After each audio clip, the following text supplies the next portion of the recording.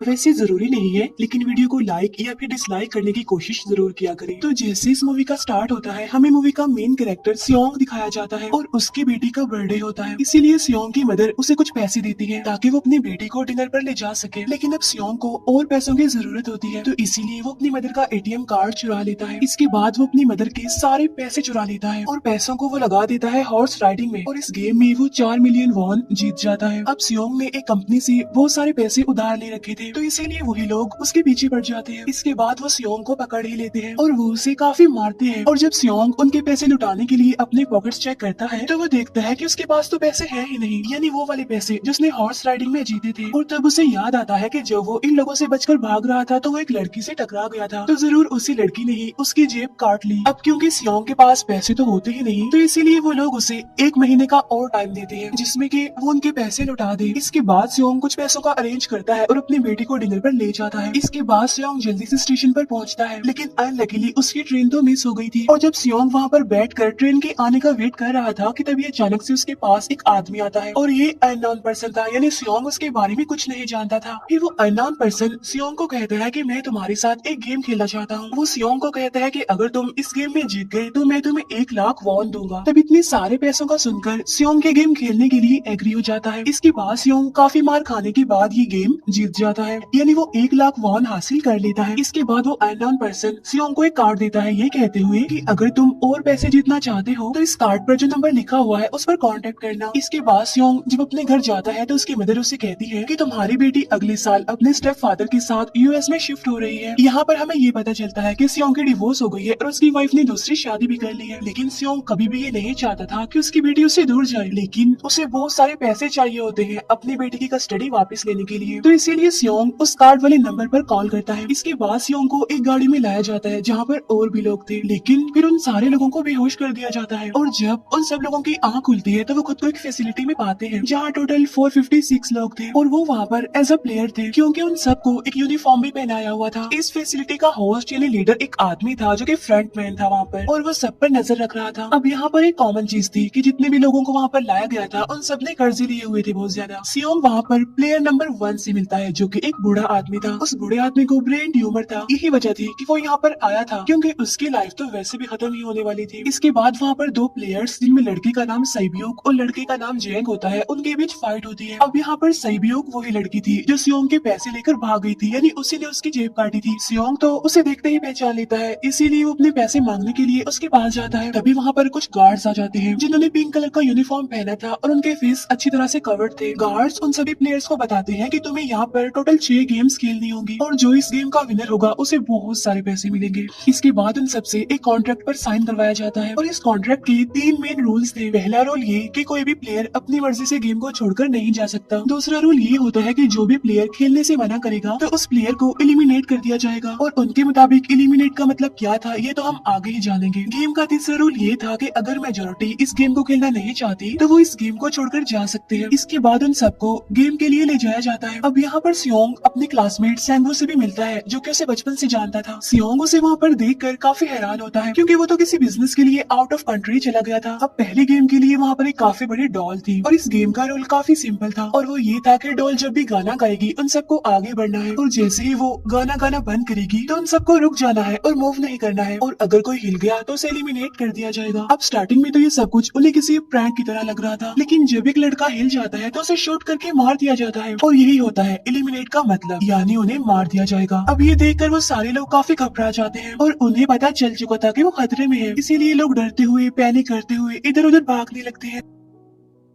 लेकिन अब क्योंकि गेम का रूल था इसीलिए जो भी हिलता है उसे मार दिया जाता है, और जितने भी सर्वाइवर होते हैं वो किसी न किसी तरह इस गेम को कंप्लीट कर ही लेते हैं। लेकिन जो लोग मर जाते हैं उनकी डेड बॉडीज को वहाँ से ले जाया जाता है, और अब 456 प्लेयर्स में से सिर्फ 255 ही रह गए थे। अब क्योंकि वो सारे प्लेयर्स इतना ज्यादा डर जाते हैं कि अब कोई भी गेम खेलना नहीं चाहता था। लेकिन जैसा कि रूल नंबर 3 था कि अगर मेजोरिटी चाहे तो वो ये गेम स्किप कर सकती है, तो इसीलिए उनका लीडर यानी फ्रंटमैन वोटिंग करवाता है। लेकिन इससे पहले उन्हें प्राइज मनी दिखाई जाती है, यानी जो विनर को मिलेगी। लेकिन इन केस अगर कोई गेम को छोड़कर चला जाएगा तो ये सारे पैसे मरे हुए प्लेयर्स की फैमिलीज को मिल जाएंगे और ये prize money total 45 billion won होती है। इसके बाद वोटिंग करवाई जाती है जिसमें मेजोरिटी इस गेम को खेलना नहीं चाहती थी, तो इसीलिए गेम को यहीं पर स्टॉप कर दिया जाता है। लेकिन अगर कभी फ्यूचर में वो लोग चाहें तो इस गेम को रिज्वाइन कर सकते हैं। इसके बाद सभी लोगों को उनके घरों पर छोड़ दिया जाता है। नेक्स्ट डे सियोंग पुलिस स्टेशन जाता है और वहाँ पर वो पुलिस को सारी बात बता देता है, लेकिन उन लोगों को सियोंग की बातों पर यकीन नहीं होता और उल्टा वो लोग उसे पागल समझने लग जाते हैं। इसके बाद सियोंग उन्हें वही वाला कार्ड दिखाता है, लेकिन हैरान कर देने वाली बात तो ये है कि उस पर जो नंबर था वो रॉन्ग था। इसके बाद सियोंग जब घर जाता है तो उसकी मदर वहाँ पर नहीं होती। उधर सियोंग का क्लासमेट सेंगू अपनी मदर को छुप कर देख रहा होता है और तभी वहाँ पर सियोंग भी आ जाता है। यहाँ पर सेंगू अपसेट होते हुए सियोंग को बताता है कि मेरे ऊपर 6 बिलियन का कर्ज है। वो बताता है कि मैंने क्लाइंट्स के पैसे लेकर स्टॉक मार्जिन में लगा दिए थे, लेकिन अनलकीली वो सारे पैसे डूब गए। और तभी सियोंग के पास हॉस्पिटल से कॉल आती है। सियोंग की मदर का पाँव काफी इंजर्ड था, लेकिन डायबिटीज का ट्रीटमेंट न होने की वजह से उनकी चोट और ज्यादा बढ़ गई। तब डॉक्टर सियोंग को बताते हैं कि तुम्हारी मदर का ट्रीटमेंट हो सकता है, लेकिन इसके लिए हमें इनका पाँव काटना होगा। लेकिन इस ऑपरेशन में बहुत सारे पैसे लगने वाले थे, लेकिन जाहिर सी बात है सियोंग के पास इतने पैसे तो होते नहीं। इवन उसने तो अपनी मदर के इंश्योरेंस के पैसे भी उड़ा दिए थे। तब इसीलिए सियोंग पैसे मांगने के लिए अपनी वाइफ के पास जाता है, लेकिन उसकी वाइफ उसे पैसे देने से इनकार कर देती है। फिर उसकी वाइफ अपने हस्बैंड को बताती है कि सियोंग आया था पैसे मांगने के लिए और तभी उसका हस्बैंड सियोंग को पैसे देने आता है। साथ साथ उसे ये भी कहता है कि मेरी फैमिली से दूर रहो, लेकिन सियोंग उसे मारने लगता है और तभी उसकी बेटी भी वहाँ पर आ जाती है। इसके बाद सियोंग का एक फ्रेंड अपने बॉस के पास पैसे मांगने जाता है, लेकिन उसका बॉस उसे पैसे देने से मना कर देता है, तो इसीलिए उन दोनों के बीच फाइट होने लगती है। इस फाइट के दौरान उसके बॉस का हाथ मशीन में आ जाता है, तो मौके का फायदा उठाकर सियोंग का फ्रेंड पैसे लेकर वहाँ से भाग जाता है। फिर इसके बाद सियोंग का फ्रेंड अपने घर आकर अपनी वाइफ को कहता है कि पहली फ्लाइट लो और जाओ यहाँ से। इसके बाद सईब्यूक एक एजेंट से मिलती है, क्योंकि उसने अपनी मदर को नॉर्थ एरिया से साउथ एरिया में लाना था। सईब्यूक वही लड़की जिसने सियोंग की जेब काटी थी, लेकिन यहाँ अपनी मदर को लाने के लिए सईब्यूक को बहुत सारे पैसों की जरूरत थी। अब सईब्यूक का एक छोटा भाई भी होता है जिससे उसने प्रॉमिस किया होता है कि मैं मदर को जरूर ले आऊंगी। इसके बाद हमें एक ऑफिसर दिखाया जाता है और इस ऑफिसर का भाई कुछ टाइम से मिसिंग था, इसीलिए वो ऑफिसर अपने भाई के घर जाता है, जहाँ उसे पता चलता है कि उसका भाई तो पिछले कुछ दिनों से अपने घर पर भी नहीं आया। और जब वो ऑफिसर घर को चेक कर रहा होता है तो उसे एक कार्ड मिलता है वहाँ पर, और इस ऑफिसर ने सेम ऐसा ही कार्ड पुलिस स्टेशन में सियोंग के पास भी देखा था, तो इसीलिए वो ऑफिसर सियोंग के पास जाकर उससे इस बारे में पूछता है, लेकिन सियोंग उसे कुछ नहीं बताता। इसके बाद सियोंग जब अपने घर जाता है तो उसे वो कार्ड दोबारा मिल जाता है वहाँ पर। अब सियोंग डिसाइड करता है कि वो दोबारा से उस गेम को ज्वाइन करेगा, इसीलिए सभी प्लेयर्स को एक शिप के पास ले जाया जाता है। इधर ही वो ऑफिसर भी गाड़ियों का पीछा करते हुए उस शिप तक आ जाता है। वो एक गार्ड को मारकर उसे पानी में फेंक देता है। इसके बाद उन सभी प्लेयर्स को एक आइलैंड पर मौजूद फैसिलिटी में लाया जाता है। अब यहाँ पर उन्हें जरा भी अंदाजा नहीं था कि अगला गेम कौन सा होगा और उसे कैसे खेला जाएगा। इसके बाद वो लोग अपनी अलग अलग टीम्स बना लेते हैं। रात को सईब्यूक और उसकी फीमेल फ्रेंड वॉशरूम जाते हैं। यहाँ पर सईब्यूक गार्ड्स की नजरों से बचते हुए उस फैसिलिटी को एक्सप्लोर करने लगती है। तभी वो देखती है कि गार्ड्स बड़े बड़े बर्तनों में कुछ बना रहे हैं,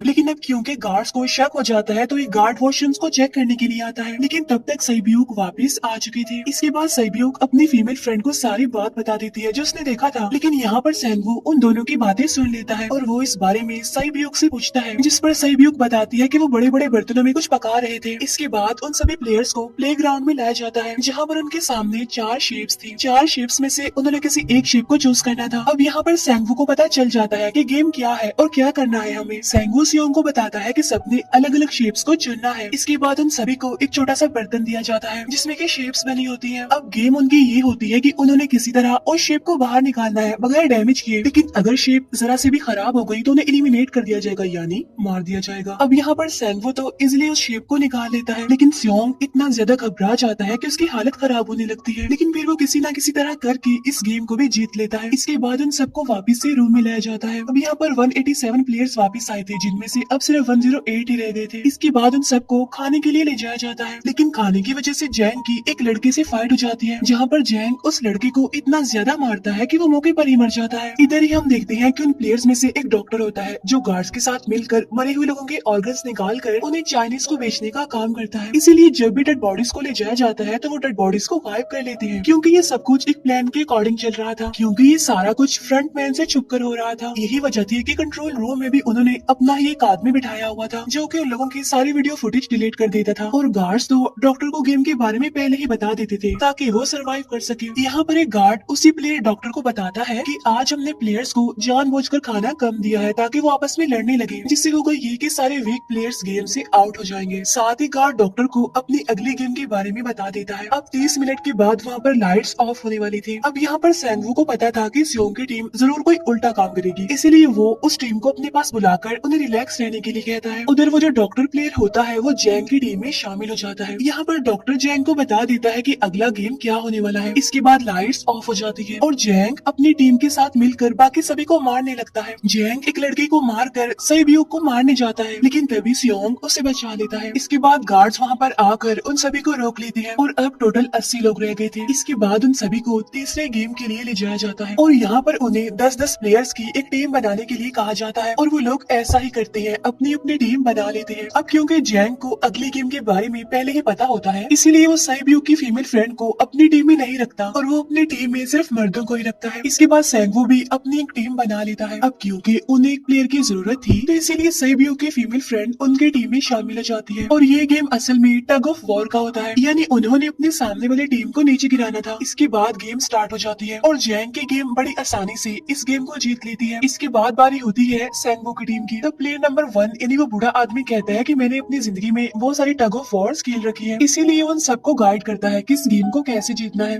तो इसीलिए वो लोग किसी न किसी तरह करके इस गेम को जीत जाते हैं। फिर दिखाया जाता है कि 30 मिनट के बाद दोबारा से लाइट्स ऑफ हो जाएंगी, जिस पर सैंगवू उन सबको कहता है कि रेडी रहना। तो इसीलिए वो डिसाइड करते हैं कि एक एक करके हम पहरा देंगे। अब जैंग की टीम में एक से बढ़कर एक चालाक प्लेयर था, तो इसीलिए जैंग को डर होता है कि कहीं उसकी टीम उसे ही साइड पर न लगा दे, यानी उसे ही अपने रास्ते से न हटा दे।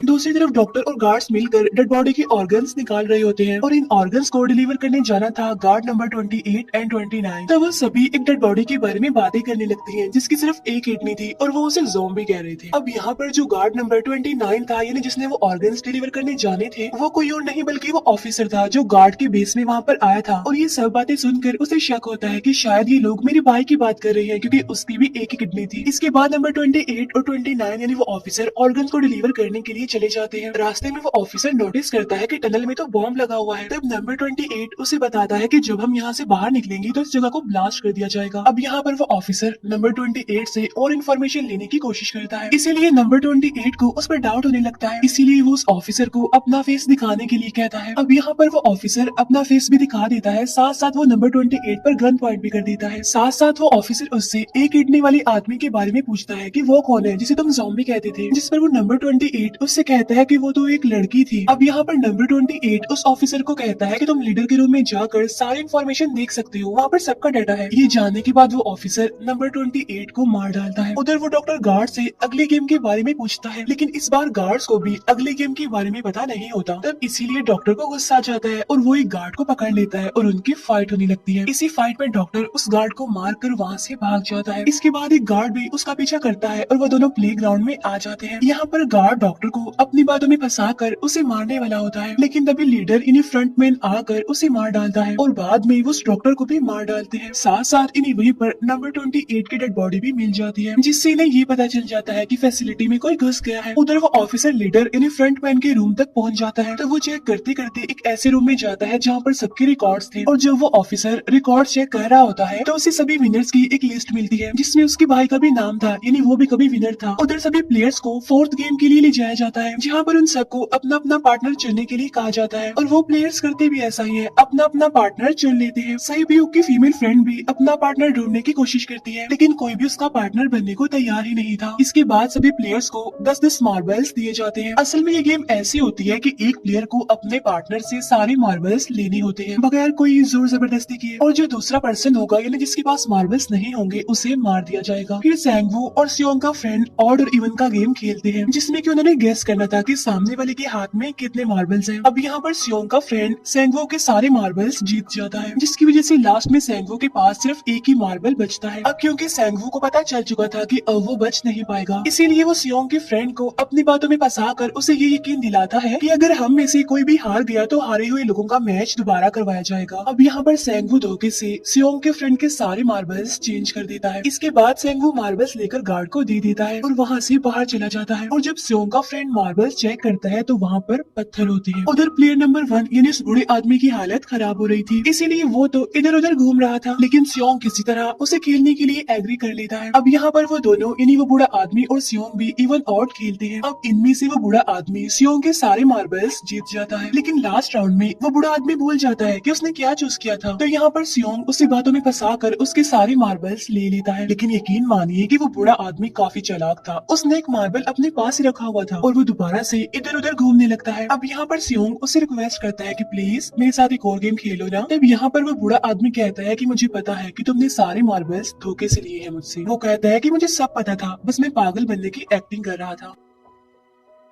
तब ये सुनकर सियोंग को उस पर तरस आ जाता है और वो उसे ही सारे मार्बल्स दे देता है। उसके बाद सैब्यूक और उसकी फीमेल फ्रेंड भी गेम खेल रही होती है। उनकी गेम ये होती है कि जो मार्बल्स को दीवार के ज्यादा करीब फेंकेगा वही जीतेगा। पहले सैब्यूक अपने मार्बल्स फेंकती है, लेकिन जब सैब्यूक की फ्रेंड की बारी आती है तो वो अपने सारे मार्बल्स फेंक देती है। लेकिन जब सैब्यूक ये देख लेती है तो वो अपने फ्रेंड को दोबारा फेंकने के लिए कहती है, जिस पर उसकी फ्रेंड कहती है कि नहीं सैब्यूक, मैं बिल्कुल अकेली हूँ, मेरे पीछे तो कोई भी नहीं है, लेकिन अगर तुम्हें कुछ हो गया तो ये अच्छी बात नहीं है, तुम्हारे पीछे तुम्हारा छोटा भाई है, तुम्हारा वेट कर रहा है। और इसी वजह से सैब्यूक की फ्रेंड को मार दिया जाता है। इसके बाद उन सबकी डेड बॉडीज को वहाँ से ले जाया जाता है। इसके बाद वो सब वापस से रूम में आ जाते हैं। यहाँ पर जैंग देखता है कि सैब्यूक की वो वाली फ्रेंड तो अभी तक जिंदा है, जो कि बड़ी आराम से बैठी हुई थी। अब यहाँ पर हमें पता चलता है कि सैब्यूक की ये वाली फ्रेंड जैंग की भी फ्रेंड थी, लेकिन अब क्योंकि उन दोनों के बीच किसी बात को लेकर क्लैश चल रहा था तो इसीलिए जैंग की वो फ्रेंड उसे बुली करने लगती है। इसके बाद फ्रंटमैन को एक डेड बॉडी के पास उस ऑफिसर का आईडी कार्ड मिल जाता है। तभी फ्रंटमैन को पता चलता है कि उसके सारे वीआईपीज आ चुके हैं, तो इसीलिए फ्रंटमैन उन्हें लेने के लिए चला जाता है। फिर सारे वीआईपीज को उनके रूम में लाया जाता है। इसके बाद फ्रंटमैन वीआईपीज के आने के बारे में एक और आदमी को जाकर बताता है और यही आदमी मेन होता है। और ये कौन होता है हम ये आगे जानेंगे। फिर नेक्स्ट डे उन सबको 5वीं गेम के लिए लाया जाता है, जहाँ पर 1 से लेकर 16 तक नंबर पड़े होते हैं और वो सभी प्लेयर्स अपना अपना नंबर ले लेते हैं। नंबर का मतलब ये था कि जो नंबर भी एक प्लेयर पर आएगा उसके मुताबिक ही उसकी बारी आएगी। अब यहाँ पर लास्ट में पहला और आखिरी नंबर रह जाता है, यानी 1 और 16। तो यहाँ पर सियोंग कंफ्यूज हो जाता है कि उसे कौन सा नंबर चूज करना चाहिए। अगर उसने पहला नंबर लिया तो वो फंसेगा और मरेगा, क्योंकि उसे नहीं पता कि गेम क्या है। और अगर लास्ट नंबर लेगा तो क्या पता उसकी बारी ही ना आए, टाइम कम रह जाए। और तभी वहाँ पर एक आदमी आ जाता है और वो सियोंग को कहता है कि मुझे पहला नंबर चाहिए, क्योंकि मैं अपनी जिंदगी में कभी भी फर्स्ट नंबर पर नहीं आया। फिर इसके बाद उन्हें गेमिंग रूम में लाया जाता है। अब इस गेम का रूल ये होता है कि दिए हुए टाइम में उन्हें ब्रिज की दूसरी साइड पर जाना है। अब इसके बीच में 2 तरह के ग्लास लगे होते हैं, एक तो होता है आम ग्लास और एक होता है टेम्पर्ड ग्लास। आम ग्लास पर पाँव रखते ही वो टूट जाएगा और वो लोग नीचे गिर जाएंगे। इसके बाद गेम स्टार्ट हो जाता है और वो लोग एक एक करके मरने लगते हैं। फिर एक टाइम ऐसा आता है जब जैंग सबके सामने होता है और वो आगे ही नहीं बढ़ रहा होता। अब उनके पास एक ही रास्ता था, या तो वो आगे जाए या सारे ही मर जाएं। और तभी जैंग के सामने उसकी वही फ्रेंड आ जाती है जो उसे बुली कर रही थी और वो जैंग को कहती है कि मैंने तुम्हें कहा था कि जिस दिन तुमने मुझे धोखा दिया मैं तुम्हें मार दूंगी। इसके बाद वो जैंग को पकड़ लेती है और उसे लेकर नीचे कूद जाती है, जिसकी वजह से उन दोनों की मौत हो जाती है। और वहाँ पर एक आदमी था जो कि ग्लास कंपनी में काम करता था और उसे पता था कि टेम्पर्ड ग्लास कौन सा है, लेकिन जब फ्रंटमैन को इस बात का पता चल जाता है तो वो लाइट्स ऑफ करवा देता है ताकि वो ग्लास को पहचान ही ना पाए। अब लास्ट में एक ही स्टेप बचता है और उनके पास तो टाइम ही नहीं था, इसीलिए सेंगवू उस आदमी को धक्का दे देता है। तो यहाँ पर सेंगवू, सियोंग और सैब्यूक ब्रिज को पार कर लेते हैं, लेकिन ग्लास टूटने की वजह से उन्हें काफी चोट लग जाती है, खास तौर पर सैब्यूक को।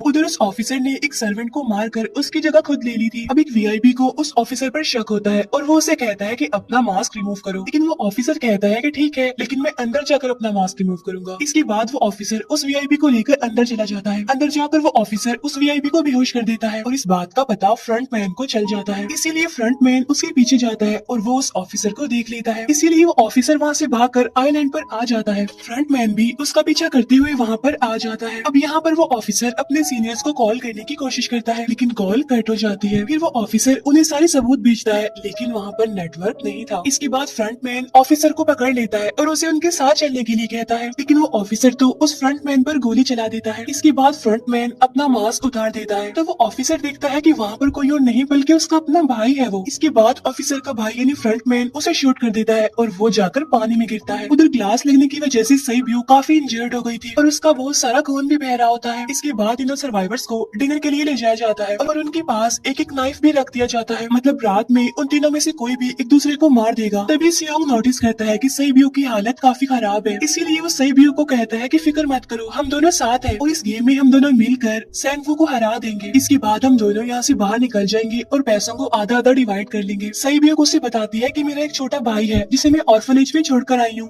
और अगर हम दोनों में से कोई भी जिंदा बचकर बाहर जाएगा तो उसे उन दोनों की फैमिलीज का ख्याल रखना होगा। अब सेबियो की हालत काफी खराब थी, उसे डॉक्टर की जरूरत थी, इसीलिए सियोंग कोई मदद लाने के लिए जाता है, लेकिन जब तक वो वापस आता है तब तक सैंगवू सेबियो को मार चुका था। फिर नेक्स्ट डे उन दोनों को गेम नंबर 6 यानी लास्ट गेम के लिए ले जाया जाता है। गेम का रूल बड़ा ही सिंपल था कि मार दो या मर जाओ और इस गेम का नाम होता है स्क्विड गेम। इसके बाद गेम स्टार्ट हो जाती है और उन दोनों के बीच काफी फाइट होती है, लेकिन लास्ट में सैंगवू की हालत खराब होने लगती है। तभी सियोंग कहता है कि मैं इस गेम को रोकना चाहता हूँ और तभी सियोंग सैंगवू को उसके साथ चलने के लिए कहता है, लेकिन सैंगवू तो अपने आप को ही मार डालता है जिसकी वजह से सियोंग गेम जीत जाता है। फिर फ्रंटमैन सियोंग को कहता है कि तुम बहुत अच्छा खेले, लेकिन मुझे इसकी उम्मीद नहीं थी। इसके बाद सियोंग को उसके घर पर छोड़ दिया जाता है और उसके पास एक एटीएम कार्ड भी था और जब सियोंग उस एटीएम कार्ड को जाकर चेक करता है तो वो दिखता है कि सारे पैसे उसके अकाउंट में भेज दिए जाते हैं। इसके बाद सियोंग अपने घर जाता है, लेकिन तब तक उसकी मदर की डेथ हो जाती है। इसके बाद हमें 1 साल बाद का सीन दिखाया जाता है जहाँ पर हम देखते हैं कि सियोंग की हालत काफी खराब हो गई है, यानी वो काफी नशा करने लग गया है और उसने अब तक उन पैसों को हाथ तक नहीं लगाया। एक दिन एक फूल बेचने वाली औरत सियोंग के पास आती है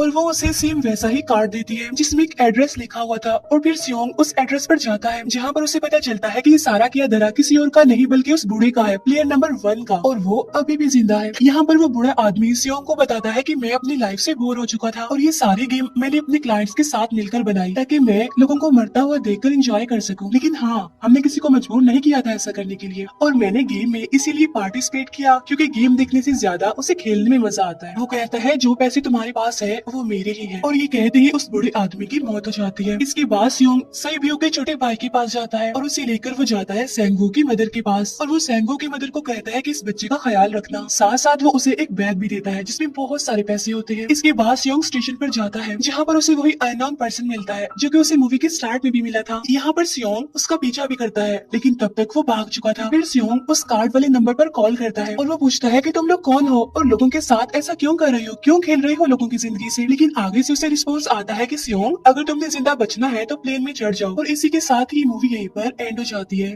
थैंक यू फॉर वॉचिंग।